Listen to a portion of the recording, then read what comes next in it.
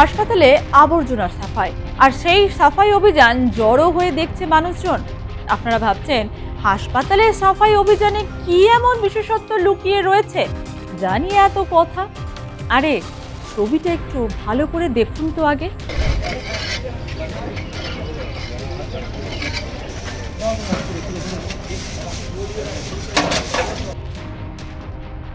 কি বুঝতে পারলেন?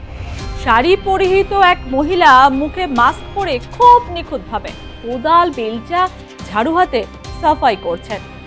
অনেকে সেই ছবি ক্যামেরাবন্দি করলেও শাড়ি পরিহিত ওই মহিলার বডি ল্যাঙ্গুয়েজে কোথাও কিন্তু ছবির সৌজন্যের সাফাই বলে মনে হচ্ছে না।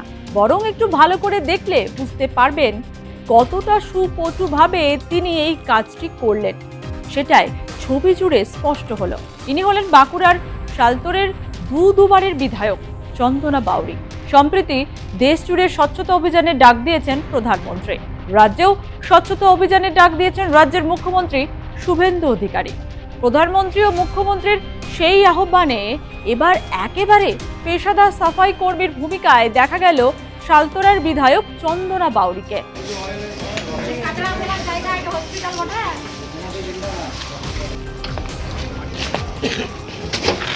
বিধায়কের সঙ্গে পাল্লা দিতে গিয়ে অনেকেই ঘেমে নিয়ে একাকার। তবে চন্দনা বাউরি কিন্তু ছক্কা হাঁকিয়েছেন এই কাজে। অনেকেই হয়তো বলবেন রাজনীতির কারণে ভোট প্রচারে বেরিয়ে অনেক নেতা মন্ত্রী তো রান্না থেকে বাটনা বাটা করলেন, সবই তো ওই ছবির সৌজন্যে। আর ভোট বড় বালায় সেই কারণে। কিন্তু তা হলেও বলবো চন্দনা বাউরি কিন্তু নিজের স্বকীয়তা ধরে রেখেছেন একইভাবে। বিধায়ক হওয়ার আগে পেশায় রাজমিস্ত্রির স্বামী শ্রাবণ বাউরির জোগাড়ের কাজ করতেন চন্দনা বাউরি, যা কোনোদিনই তিনি অস্বীকার করেননি। বিধায়ক হলেও ঘরকন্যার কাজও সামলাচ্ছেন একইভাবে। বাড়ির উঠোন নিকানো থেকে গোশালায় কাজ সবই করেন নিজের হাতে, যার প্রমাণ তার হাসপাতালের সাফাই অভিযান। কোথাও এতটুকুও ফাঁক রাখেননি তিনি, অন্তত ছবি সে কথা বলছে না। বিধায়ক হলেও তার প্রকাশ বা ছাপ এতটুকু দেখা যায়নি তার কাজে। বিধায়ক হলেও এখনো তার প্রিয় খাবার মার ভাত। আমরা হচ্ছে রাষ্ট্রবাদী মানুষ। আমরা জানেন যে দীর্ঘদিন আমরা লড়াই করে আসছি। একটা হচ্ছে পশ্চিমবঙ্গে জঞ্জাল সাফ করার কাজ করেছি, ওপেন লড়াই করেছি, 4-5জন কার্যকর্তাকে নিয়ে রাস্তায় নেমে লড়াই করেছি। এবং শুধু আজকে না, স্বচ্ছ ভারতের মাধ্যমে আজকে না, এর আগেও আমরা স্বচ্ছ ভারত অভিযানে হসপিটালে করেছি। কিন্তু সেরকম কোনো সামর্থ্য ছিল না এবং সেরকম কোনো সুযোগ সুবিধা পাইনি।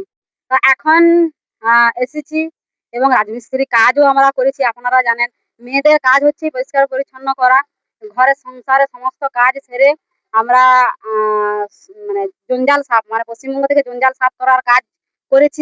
জঞ্জাল সাফ হয়েছে, আমরা খুবই গর্বিত আপ্লুত, পশ্চিমবঙ্গের মানুষ গর্বিত আপ্লুত। তো এই কাজ যতদিন বেঁচে থাকবো করে যাবো।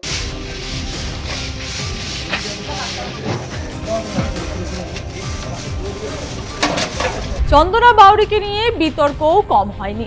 26-এর বিধানসভা ভোটে তিনি টিকিট পাবেন কিনা তা নিয়েও অনিশ্চয়তা তৈরি হয়েছিল। কিন্তু সব বিতর্ক পেরিয়ে তিনি ভোটে জিতে ফের বিধায়ক। শালতোরা কেন্দ্রের 2021 সালের নির্বাচনে বিজেপির এই চন্দনা বাউরি 91,648 ভোট পেয়ে জয়ী হয়েছিলেন। 2021-এ দ্বিতীয় স্থানে ছিলেন তৃণমূল কংগ্রেসের সন্তোষ কুমার মণ্ডল, যিনি 87,503 ভোট পেয়েছিলেন। 2021 সালের নির্বাচনে এই আসনে জয়ের ব্যবধান ছিল 4,145 ভোট। আর 26-এর বিধানসভা ভোটে তৃণমূল প্রার্থী উত্তম বাউরিকে 32,135 ভোটে হারিয়েছেন চন্দনা বাউরি।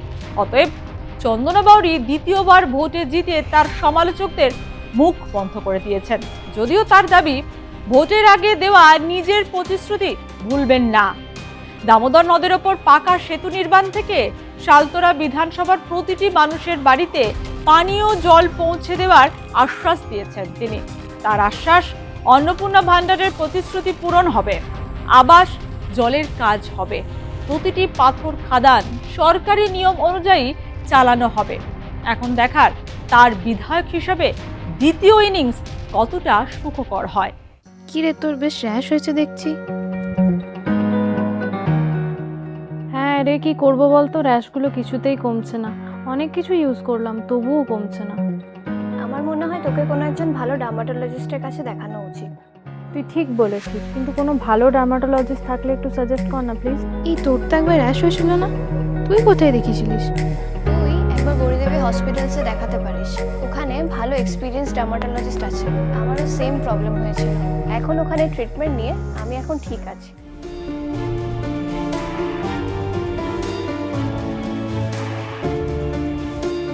গৌরী দেবী হসপিটাল, রাজবাঁধ, দুর্গাপুর। যোগাযোগ 8001003333, 8001113333।